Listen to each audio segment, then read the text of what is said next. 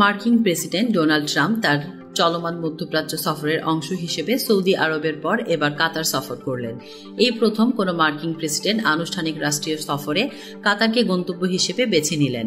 কাতারের আকাশে পৌঁছানোর পরই ট্রাম্পের বিমানকে কাতারি সামরিক জেট যুদ্ধ বিমানগুলো নিরাপত্তা বেষ্টনীতে নেয়। মার্কিন যুক্তরাষ্ট্রের বৃহত্তম আঞ্চলিক বিমান ঘাঁটি কাতারে অবস্থিত এবং এই দেশটি বিশ্বব্যাপী বিভিন্ন সংঘাত নিরসনে মধ্যস্থতাকারী হিসেবে গুরুত্বপূর্ণ ভূমিকা পালন করে আসছে। এই সফরে কাতারের আমির Sheikh Tamim bin Hamad Al থানির সঙ্গে বৈঠক সেই মধ্যস্থতাকারী ভূমিকার বিষয়টি গুরুত্ব পেয়েছে বলে জানানো হয়েছে।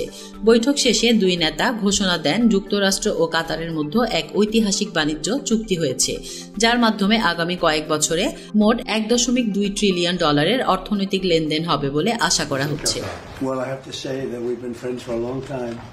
এই চুক্তির আওতায় কাতার এয়ারওয়েজ যুক্তরাষ্ট্রের বিমান নির্মাতা প্রতিষ্ঠান বোয়িং থেকে 160 থেকে 210টি বিমান কিনবে।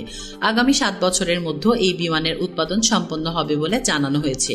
এছাড়াও যুক্তরাষ্ট্র ভিত্তিক জেনারেল ইলেকট্রিক জি কোম্পানি এসব বিমানের ইঞ্জিন সরবরাহ করবে। এই সফরের মধ্য দিয়ে প্রেসিডেন্ট ট্রাম্প কাতারে তার প্রথম রাষ্ট্রীয় সফর সম্পন্ন করলেন। বৃহস্পতিবার 15 মে তিনি মধ্যপ্রাচ্য সফরের শেষ গন্তব্য হিসেবে সংযুক্ত আরব আমিরাতে যাবেন এবং শুক্রবারে দেশে ফিরে যাবেন বলে জানানো হয়েছে। তাসলিম আক্তার শিমু, SBS বাংলা।